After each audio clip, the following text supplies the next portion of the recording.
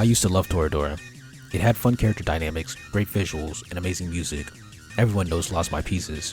Check out this extended intro for the ending in episode 12 and 13.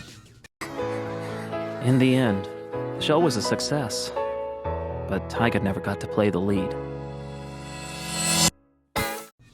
Beautiful. I thought it was the #1 romance anime, and everyone said so. But now, Toradora is to romance what DBZ is to battle manga. It's iconic and influential, but it's not very well written. I used to be a sheep who agreed with common opinions, but now, I'm shaving off my wool. I'm only covering the first half of the show. Problem number 1.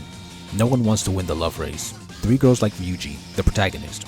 Taiga already confessed to Kitamura by episode 2, but then she started liking Ryuji. Kushieda is revealed to have liked Ryuji for a while. The wiki says episode 3. Ami starts liking Ryuji sometime after meeting him. So all the girls like him by around episode 7, yet the show is 20 plus episodes. If this was a story that wasn't in the romance genre, like most battle manga, it would be excusable that the romance takes so long to finish, because that isn't the focus of the story. Toradora is a romance anime. That's the main genre. It's called a romcom. The way the romance is written is not good. Taiga and Kushieda are so hard to root for because they're in what I call a loser race. Kushieda likes Ryuji, but she thinks that she should be with Taiga. Taiga likes Ryuji, but she knows he likes Kushieda, so she keeps it to herself and supports Ryuji getting with Kushieda. Both of them want to lose the race. How am I supposed to root for them if they don't even root for themselves? And then Ami likes Ryuji, but she never makes it clear enough to him. She does all this subtle flirting and gets mad when she pays attention to the other two. Say something. If I'm being cynical, this is a stalling tactic to extend the story. I can understand being too shy to confess, which is why I'm not slamming Ryuji, but actively blocking yourself from progress is criminal. Taiga is helping the enemy. The shy excuse can't be used here because she already confessed to Kitamura in episode 2. Kushieda is also not shy and intentionally prevents Ryuji from confessing at the beach house. Ami isn't shy and just waffles around instead of making a move. I can't invest myself in a race when the racers don't want to win. One thing I will slam Ryuji for is his density. Early in the story, we have the first hint that Taiga likes Ryuji. She was mad that Ryuji might go to Ami's beach house, and when Ryuji said she'd have time with Kitamura, she still wasn't happy, so clearly she didn't want Ryuji to leave, and from there you can connect the dots, but this kid is stupid. In another episode, Taiga talked about having a dream where they were married and she hated it, but later she brings that dream up again to Ryuji and basically says maybe it wasn't so bad. But Ryuji can't read between the lines, he's illiterate. And Ami has a couple of scenes at the beach house where she's clearly flirting with him, but he doesn't pick up on it. When they're alone, she literally says, Minori isn't a good match for you.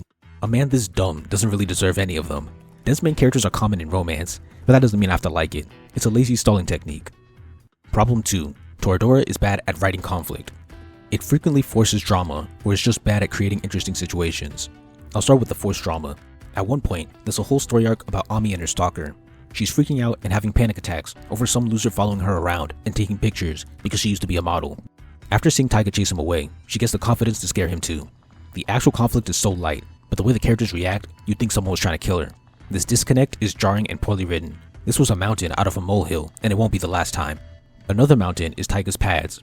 We have a whole subplot about Taiga not wanting to go swimming because she's embarrassed about her flat chest. This sounds like a comedy plot, but it isn't.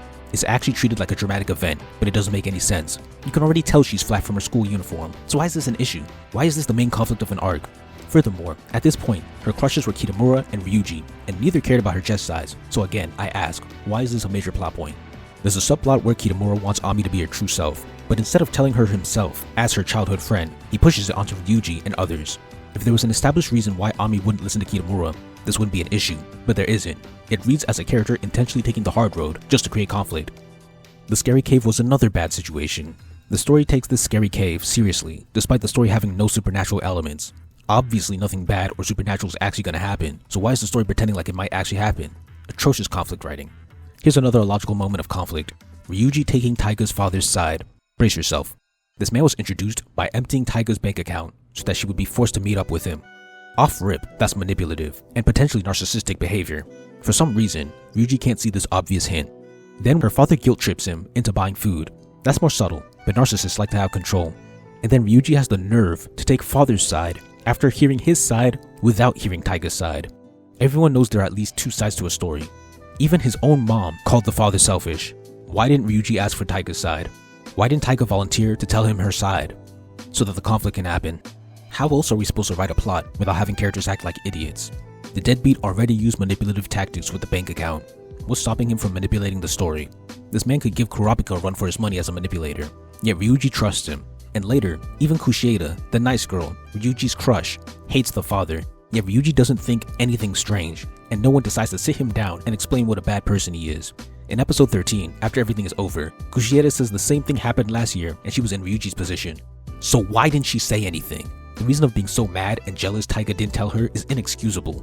Overall, Ryuji would be a horrible detective. Not understanding flirting is one thing, but this is another level of denseness that is unacceptable.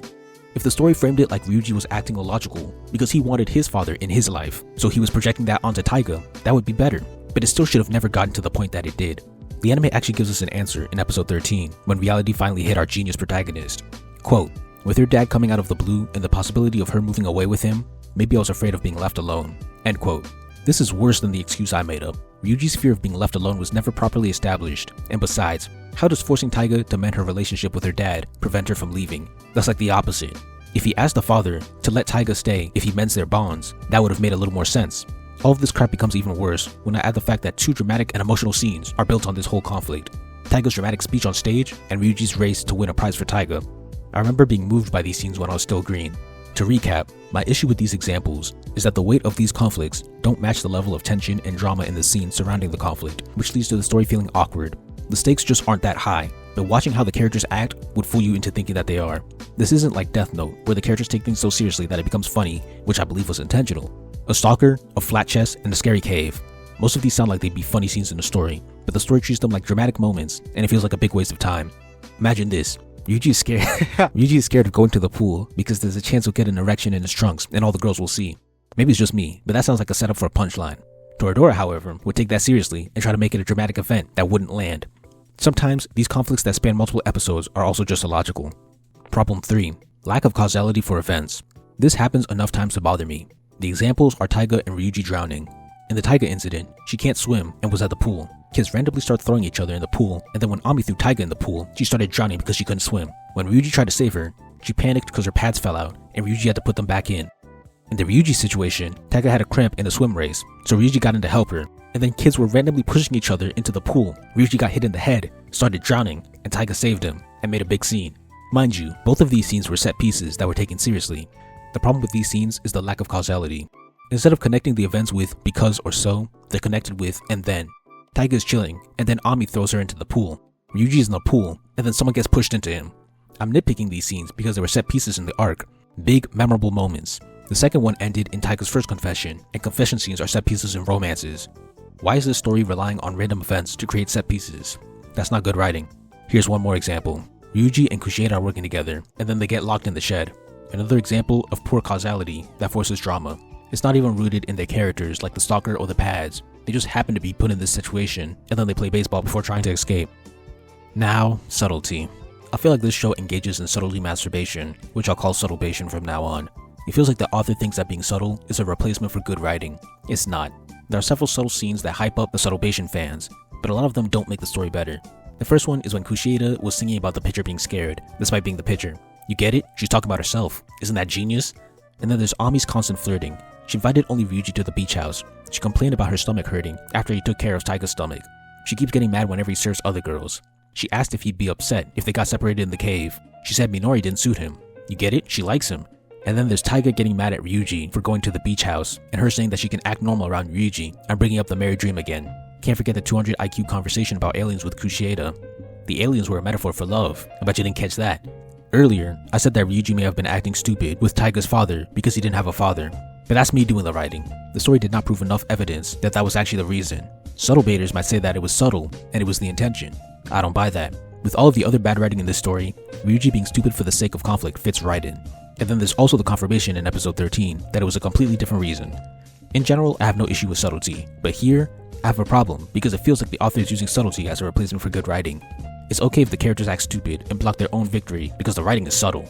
It's okay if the story lacks causality or tries to force drama because the writing is subtle. In conclusion, Toradora, at least the first half, is a massive disappointment and really isn't that good. The love race is garbage because most want to lose or aren't trying hard enough. The plot frequently forces poorly written conflicts in stupid ways, and the author thinks that subtlety makes up for all the other pitfalls in the writing. Part 2 is on the way.